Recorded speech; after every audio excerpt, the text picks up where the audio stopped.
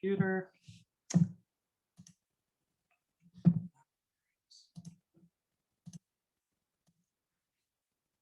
Okay, all right. All right, let's do a quick review from last time. And we started looking at the regression and the slope and the intercept. And so if we calculate our regression line, and we do that in standard units, right? So we convert our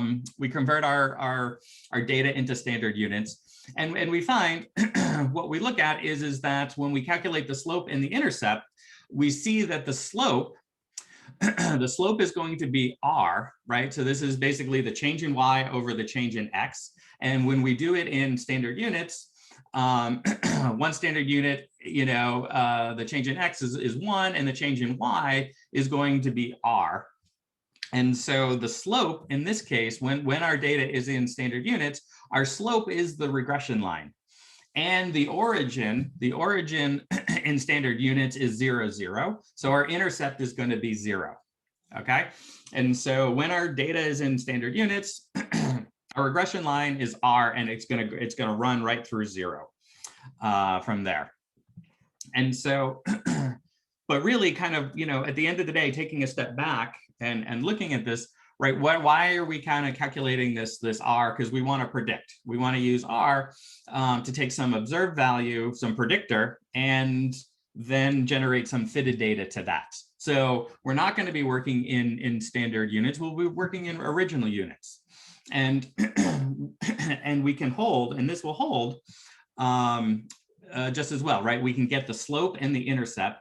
But we need to convert that a little bit, right? So kind of looking at the graph on the right in original units, you can see that the change in y is going to be r times the standard distribution, standard deviation of y, and x, the x-axis is going to be the standard deviation of x. Okay, and instead of having the origin be at 0, it's going to be at the average of x and the average of y.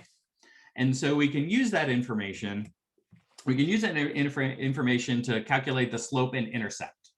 And so what we have from that is that if we want our estimate of y, we're going to take the slope that we calculate, multiply it by x, and then we add it to the intercept. And that's going to be our predictor. Okay, so kind of the name of the game, the big picture is that we have some value x, that's our predictor. And we want to use that to make an estimate of y.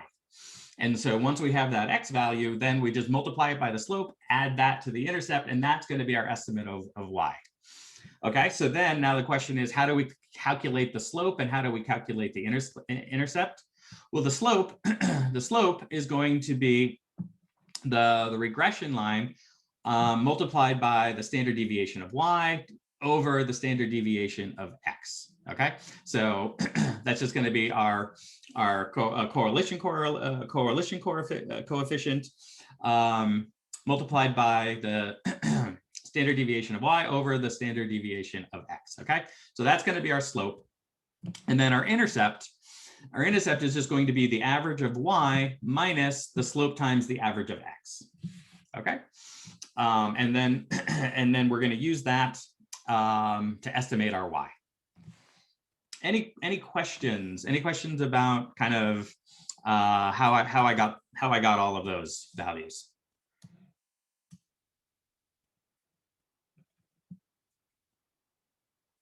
All right, this is all review. So I'm not surprised you have questions, that you don't have questions, but I'm happy to entertain them if you do. Okay.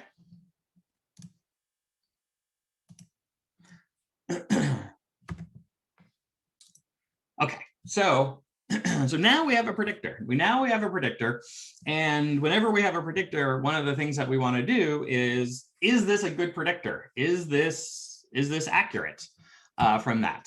And so what we can do is, now that we have our predictor, we can calculate our errors in estimation, right? So we have our data cloud that we've used to make our predictor to get our slope and our intercept, which we'll use in our prediction.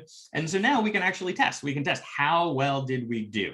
We can do that for all of our data points, and we can come up with some error estimates for that, right? And so what is the error? The error is going to be the actual value minus the estimate.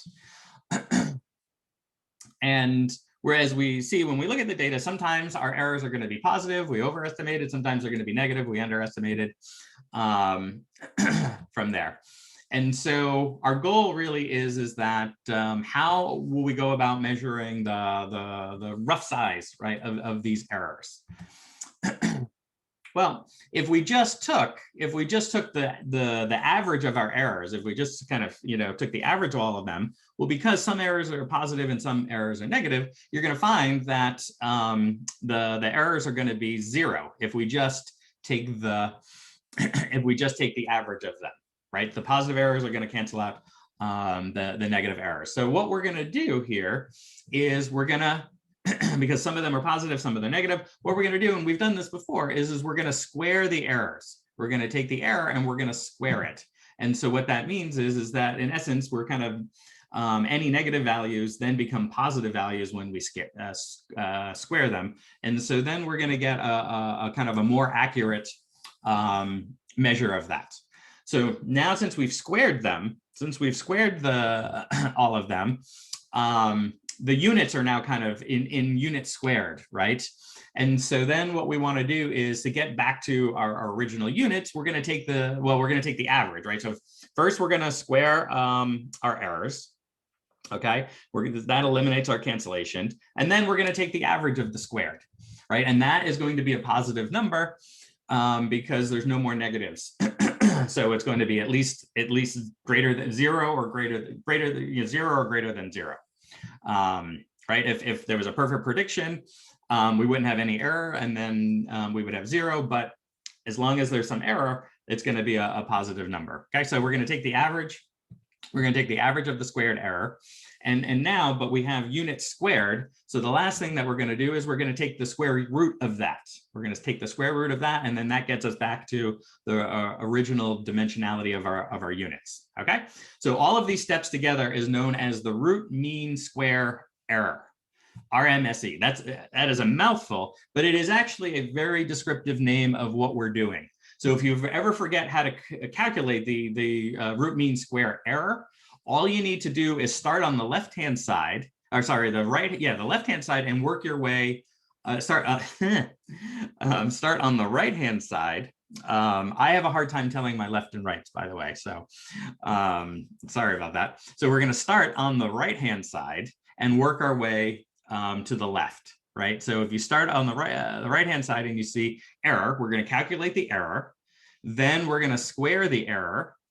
Then we're going to take the average of that error. That's the mean. And then finally, we're going to take the root, the square root of that. So what we're doing in the calculation is defined entirely in the name, root mean square error. The thing to remember, you just got to start on the right and work your way to the left. Okay. All right, so let's kind of see this estimate this error metric in practice. To the demo. All right. So as we are now building a nice collection of helper functions.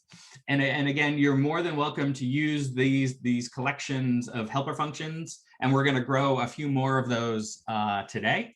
But it's actually it's worth spending a little bit of time and just doing a quick review, kind of what these helper functions are doing.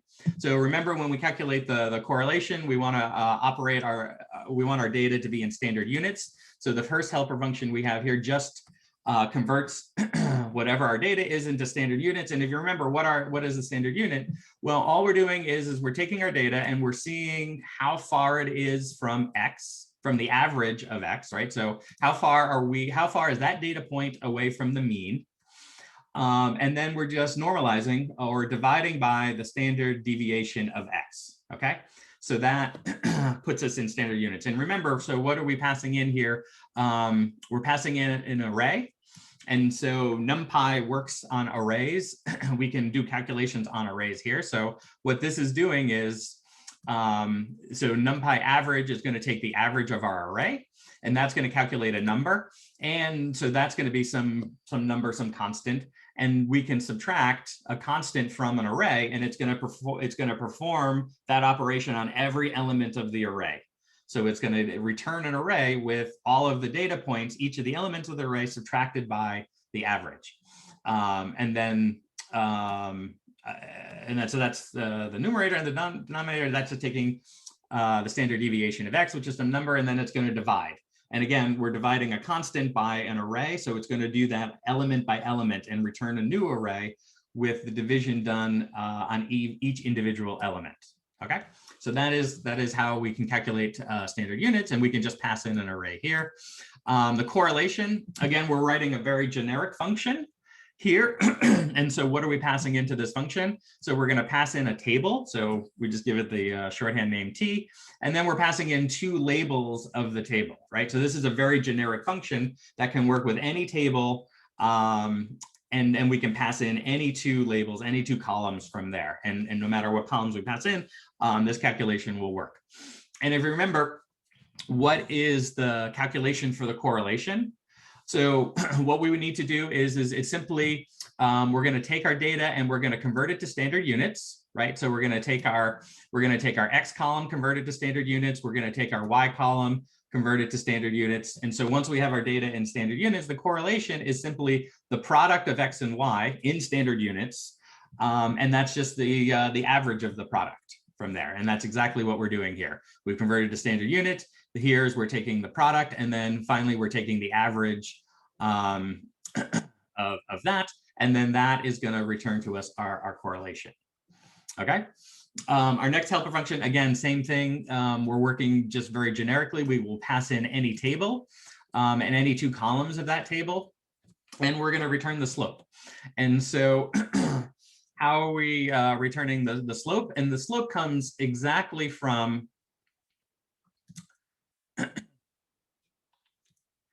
this equation right here. So the slope of the regression line.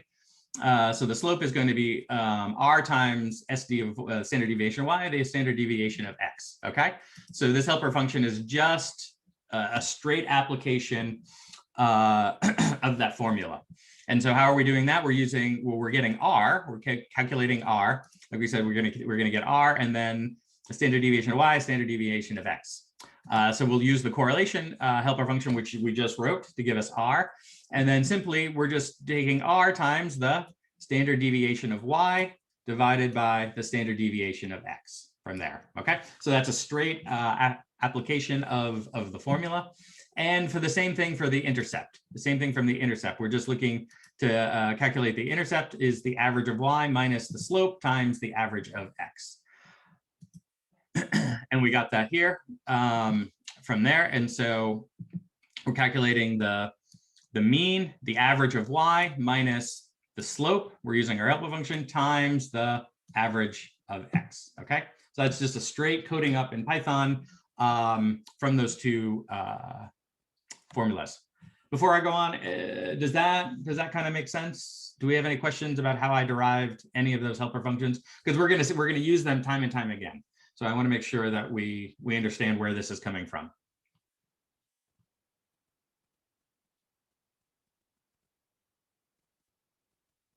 All right, I will take no news as good news. Fantastic. All right, so we're going to add another helper function to the stable, and so what we're doing here is this is just a simple function that's going to draw a line for us. Okay, given a particular slope and intercept from there. Okay, and we'll see that from here.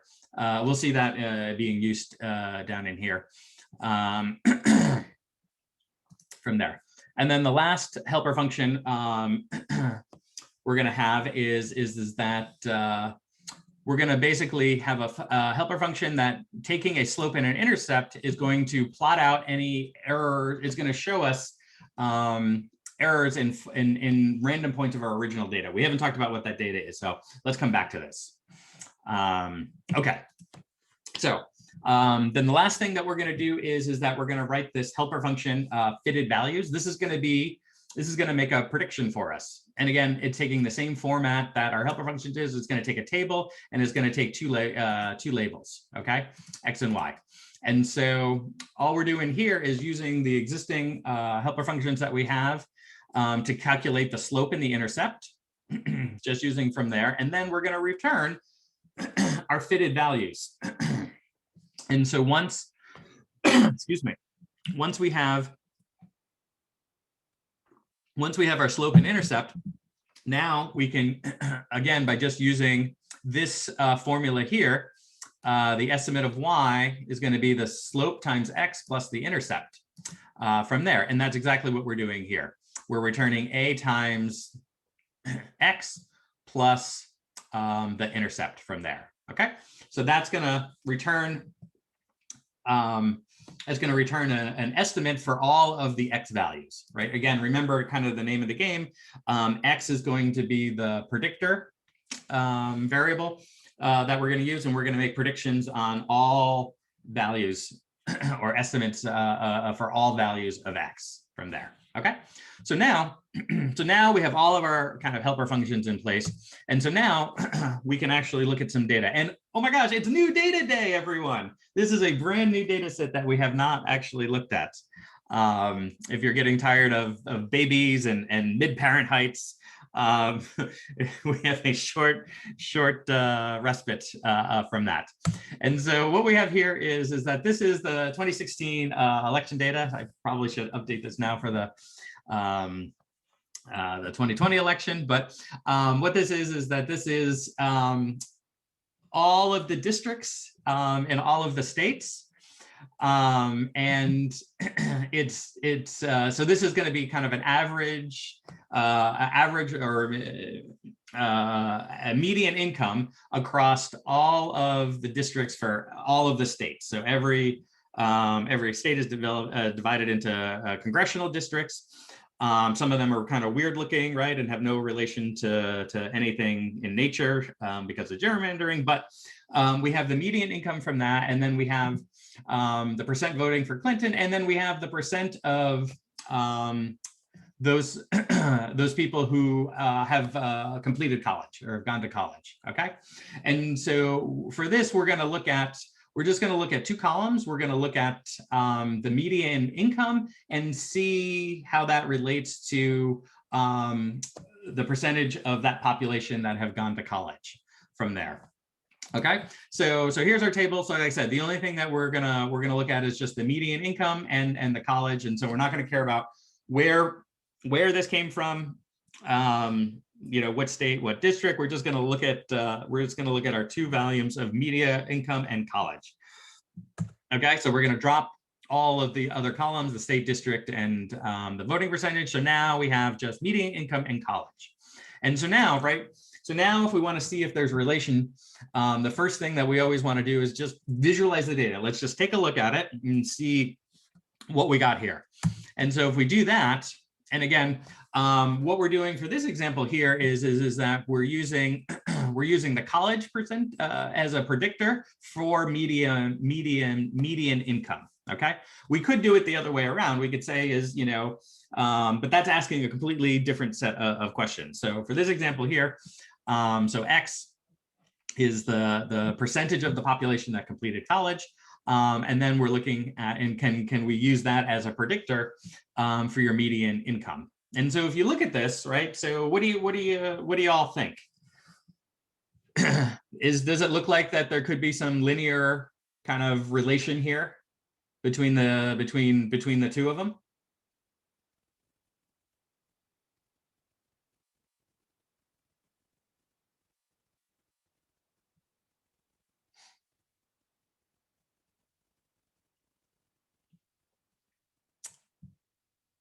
What do you think? Yeah, I think so. Yeah, I see some nodding. Yeah, I mean, it looks like there definitely seems like as the percentage of the population who have completed college, the median income definitely looks like there's some association here from there. So, you know, I think, you know, we're kind of onto something. So next thing that we can do is get the correlation of that. And I did not run any of these cells. Spend all the time describing them, not actually running them. All right. Score, okay. Okay, so we run the correlation and we see there's actually a quite high correlation, you know, 0.881, 0.818, so, you know, 0.82 from there. And then that makes sense, right? And again, right, what's correlation? Is telling us how closely is the data clustered around a linear line from there. And so, okay, so so now we can see that that's there, and so now we can calculate the slope, the intercept, the slope and the intercept, and then we get that, right? And so let's actually think. And so now we're dealing with because the slope and the intercept work in original units, and so it's worth taking a moment and actually thinking about what does this slope mean? Okay, so we calculated the slope, all right, and it's like around 1271. And so what does that mean? So what we're saying here is that, you know, for our predictor, we're predicting that for every 1% increase in college, in the population that has gone to college, right? So if we're looking at, you know, if we're looking at the increase between 40 and 41%, right? So for every increase, every percentage increase in the population, college, you know, the population who attended a college, for every percentage, we're predicting that the median income will rise by almost $1,300. And so that's kind of what that's what the slope is saying. So for every increase in X, we're predicting an increase in Y by 1,300 from there. Okay, so now we have our slope and our intercept. So now we can make a bunch of predictions for our data, and we're going to use the fitted value for that function there. So that's going to return an array for us. And then what we're going to want to do is we're just going to add that back to our table. Okay, and so now we'll make a demographics table, and we'll look at we'll visualize that. Okay, and so again, here is our predictor. And again, what we're doing here is that we've calculated our slope and our intercept, and that allows us, whenever we have a data point, whenever we have a value for X, we can make our prediction from there. And you can see, because it's our linear prediction, all of our predictions fall on this line, and this line is defined by X times the slope plus the intercept from there. Okay, any questions about what I've done so far? Okay, so going once, going twice. Okay, so now we can actually now compute our error, right? So everything we've done before is kind of stuff that we've learned before. And so now that we have our predictor, we can calculate our error, and our error is just simply going to be, right, our median income, right? Because that's the actual values that we used in our data cloud to make this prediction. So we have the actual values, and we're just going to take our actual subtracted by our predicted, and that's going to be our error. Okay, and so now we can just add that back in, and you can see here's the actual income. Here's our prediction, and then there's the error. And again, right, so you know how you want to read these is if you take the prediction and add them, and you add the error to it, that will get us the actual value from there. Okay, so so now here's a question. Here's a question. So now that we have our error column, what will we get? What will we get when we take the average, the mean of our errors? I won't send you in a discussion group, but I want you to just think about, make a mental prediction about if we calculate the sum of all of these errors from here. Okay, and so, you know, what are we asking, right? So we're asking, so here's our predicted value. And for every here, let me show one, let's see. Let me pick a line that doesn't have a lot of points. Here, this is perfect, right? Can you see my mouse, everyone? Okay, right, so if I'm looking over here, kind of like maybe like around 10%, and you can see we have a couple of data points from here. And so what I'm saying is if we take, so here for these data points, right, our prediction isn't correct. Some cases it might be, but in some cases, right, here's the difference, right? And so in some cases, our prediction is below the actual, and sometimes our prediction is above. And so what I'm asking is, if I take the sum of all of those errors, what am I going to get? You don't have to shout at the answer, though you're welcome to. But I want you to really kind of think about what should we expect to get? All right. All right, you're locking in your own head what your guess is going to be. All right, well, let's run and let's find out. And we can see, even though this is a number, even though it kind of spit back a number here, right, it's important to look at what this is. So e to the minus 13. So what we're saying here is that e to the minus 13 means we're taking the decimal point and we're moving it 13 places to the left. And so what we're saying here is that this number is 0.12 zeros and then 6.3 blah blah blah blah blah blah, right? This is 0. This is kind of, as close as you get when you actually are doing real, and so why isn't it exactly 0? Because of rounding errors and during the calculation. So the average error is going to be 0, and this should not be surprising, and this will always be the case for any linear regression like this. And so, and by the way, and that is why kind of what we said is that when we are trying to calculate the error, we don't use the average. We're not going to use the average because we're going to get some of the values are above will cancel out the ones below. So we're not going to use the mean, because that's going to be 0, and it's going to be 0 for all lines going through, or the regression going through. Instead, what we're going to do is this idea of root mean squared error. So we're going to take our error, and then we're going to square it, and then we're going to take the average, and then to get the units back to normal, we're going to take the square root, right? So remember the 2 stars is exponent. So this is squaring it, and then squaring to the 1/2 is the equivalent of taking the square root. And this will give us definitely some positive number, okay? And in this case, this is almost 9,400, okay? All right, so we can wrap all of that up into this demographic errors helper function, which will allow us to visualize what's kind of going on here. And so what we calculated is we calculated this root mean squared error for all of the data points, right? So how far is it, what's the distance, how far is it squared? Take the average, take the square root.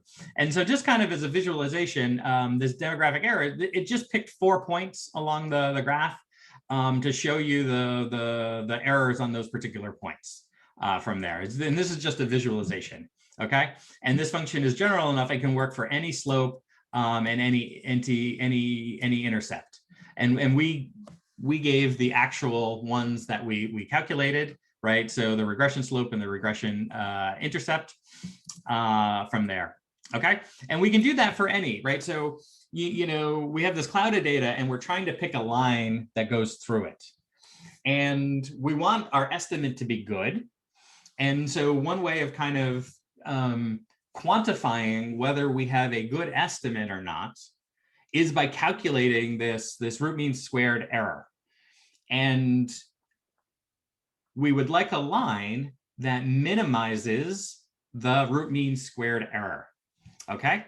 And so that's kind of the name of the game. And that is a way of quantifying how good our estimate is, right? So if we pick a line and we can pick, right? We can pick any slope and any intercept. So there's actually an infinite number of possible ways of putting a line through this data.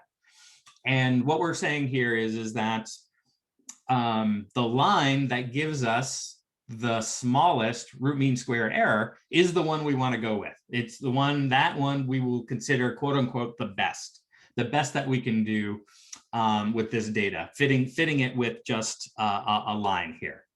Okay, and so like I said, we can pick anything.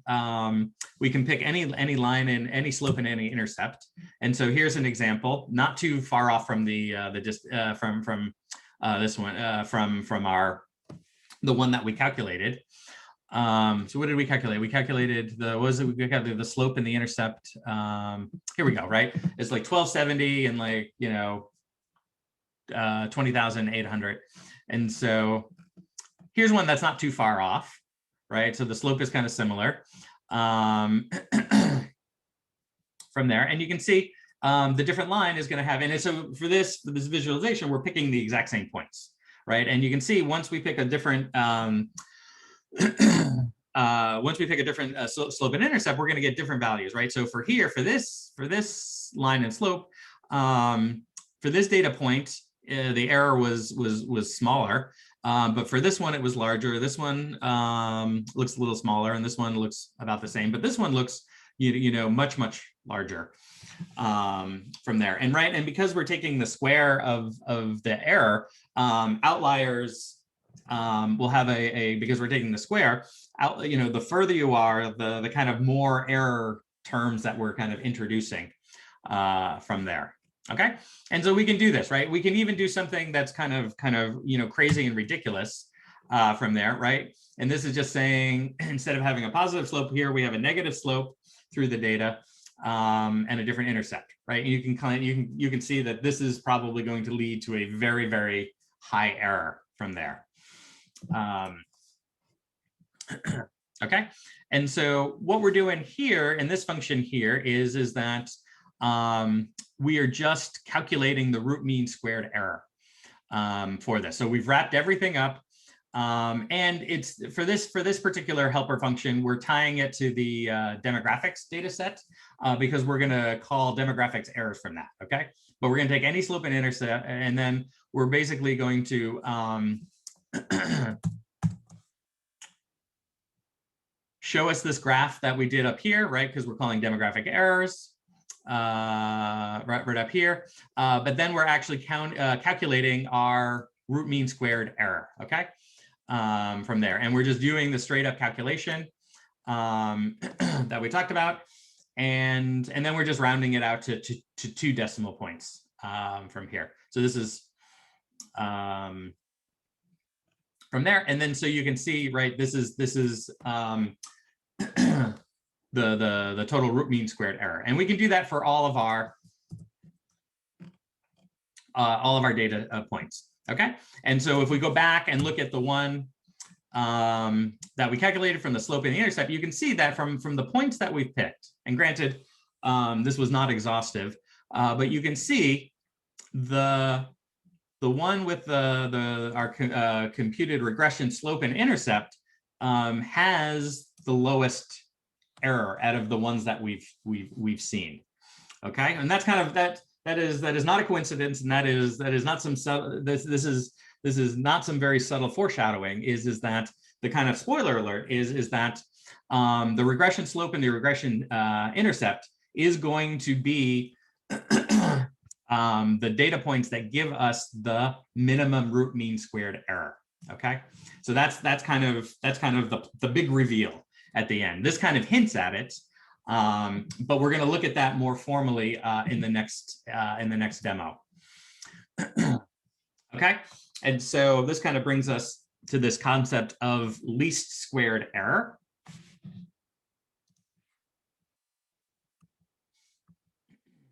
As we said, we calculate the root mean squared error. And so this line, this least squared line, this is going to be the line that minimizes the root mean squared error among all possible combinations of slopes and intercepts. Okay. This is also known as the best fit line, the least squared line, and the thing that we all know and love it as the regression line. And all of these terms can be used interchangeably. And as we're going to see in the demo in a minute, the regression line, the thing that we calculated, the regression slope and the regression intercept, is going to give us the line that minimizes the root mean squared, the RMSE for that. And that is why it's called the best fit line, and the least squares line is the line that minimizes the least squared root mean error from there. Okay, so how are we going to do that? So we could prove this. We could prove this with lots of math. I'm a computer scientist, so I try to avoid lots and lots of proofs when I can kind of compute something numerically, and that's the approach that we're going to take. And so we're going to look at a technique we're going to look at a numerical technique called numerical minimization. It's an approximation technique, but it can be very effective. So we'll see. We're going to get very, very close to the actual answer, but it's, but many decimal places out. It might vary by just like a tiny little bit. And machine learning, kind of, all of the stuff that Google and Facebook and Amazon is doing, numerical minimization is a technique that is used very, very heavily in computing a lot of machine learning algorithms. We'll look at kind of a very simple form of that. And what we're going to do is we're going to compute, we're going to write this function, this mean squared error function, and we've already done that computation. And it's going to be basically, it's going to return the mean squared error, and A is going to be the slope, and B is going to be the intercept. Okay, so this is the function that we'll define. It will take a slope and an intercept, and it's going to return the mean squared error. Okay, and then what we're going to do is built into Python is this amazing function called minimize. Okay, all you do is if you pass in the function that you define, and it's going to basically use some algorithms, and it's going to find the parameters A and B that minimizes, that gives the smallest value of that function. And it's going to return, for this, because we have two arguments in this function, it's going to return A and B. Okay. And so what that's saying is that it's going to tell us for minimizing the root mean square error, it's going to tell us what the slope and the intercept would be that minimizes that function. Okay. So it's easier to, it's better to see it in demo form than words. And so while I'm setting up the next demo, please let me know if you have any questions. Okay, so standard things here, right? Nothing changed there with our setup functions. And so now here, what I'm doing is just kind of showing you how this minimize function is going to work. So what I'm going to do here is all I'm doing is defining this function. So again, remember the name of the game is that X is our predictor, and then Y is going to be the result that we want to estimate. So here we're making a relation, and this is very most decidedly a non-linear relation. Okay. And so what we're saying is that, so here I'm just setting up, I'm generating a bunch of inputs from 1 to 3, and the step is 0.01, right? So this is going to be like 1, 1.1, 1.2, 1.3, blah, blah, blah, all the way up to, but not including 3, so like 2.9. And then I'm setting a bunch of Ys, and the Y is going to be X minus 2 squared plus 3, all right? And so you can see that this is definitely not a linear relationship, it's going to be a parabola. And then I'm just basically smushing all of that in a table so we can plot that. All right. And you can see, right, here's our parabola. It's a shifted parabola, right? And so, we don't need the fancy Python minimize function to kind of see where the minimum is going to be, right? Since we're squaring this and then adding 3, we know that the minimum is going to be when what's inside the parentheses here, this X minus 2, when that's 0, right? So when we square something when we square something, it's going to get bigger, right? And there's no negative numbers like when we square. So we know that the minimum is going to be when this whole thing is 0. And in that case, that is going to be when x is equal to 2, right? And then when x is equal to 2, then that whole thing becomes 0. And then y is just going to be 3. And we can see that right here, right? The minimum is going to happen when x is 2. And because we've added the constant 3, it's there. So this is a shifted parabola from there. Okay. So how can we use the minimize function, right? So if we didn't, if this function was pretty straightforward to see what the minimum was, because it's straightforward, but we'll look at a more complicated one where it's going to be a little harder to figure out what the minimum is. But so to have Python do the work for us, all we need to do is put what we did in here is in a function. And so we're defining this function f. So whatever f we pass in, we're simply returning this equation up here that we did. So we're doing x minus 2 squared plus 3. Okay. And so now, once we've defined that function, now we can just call the minimize function. And I'm just amazed at how quickly this runs, right? We'll get the results back instantaneously. And it's going to return back to us and say, to minimize this function is 1.99999, right? So not exactly perfectly 2, which is, the legit one, but it is certainly out to many, many, many decimal places. And as they say, this is good enough for government work, right? This is practically 2 from there. Okay. But let's, this case, right, we could have figured that on our own. Let's say if we have a more kind of funky looking fancy function that's using a sign. And again, right, this will work with arbitrary functions. And so here we can see the minimum is probably like somewhere around minus 0.5 from here. But let's let Python do the work. And in no time flat, there's our function, and then it will minimize and tell us, fantastic. That's right. So negative 0.51. Okay. So that is the setup to just hopefully convince you that the minimize function does what we think it's going to do. Now we can use this to show us that our regression slope and our regression intercept is going to be the minimum. And so again, we're going to load up the demographics data and we're going to calculate. So this is what we expect. This is what we expect to be our minimum, because this is calculating the regression slope and the regression intercept. And so here they are now there. And so now all we need to do is we need to write a function to run the minimize on. And we already had that, right? We wrote that. And this is going to take, this is our demographics root mean square error function. And so instead of printing it out, we're just going to return the root mean squared error of our demographics. Okay. So nothing tricky there. And so now this will return for us the root mean squared error for any slope and any intercept. Okay. All right. So now, if you remember, we ran this up here. This is going to be what we expect to be the minimum, because this is our regression slope and our regression intercept. And so if we run that, there we go. Well, not there we go, but that is what we expect if our theories are correct.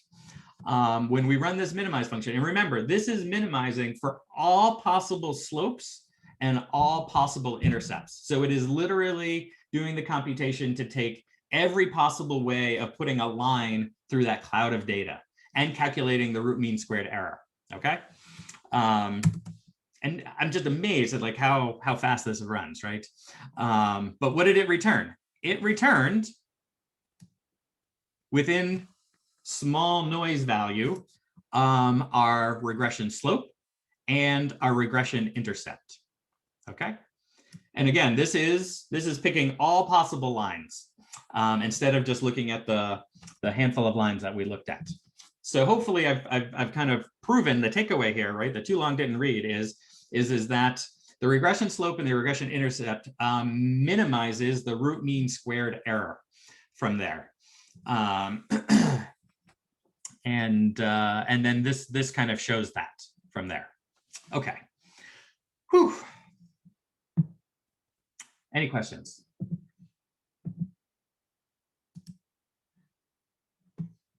All right, fantastic. All right, so let me pause. Let me stop the recording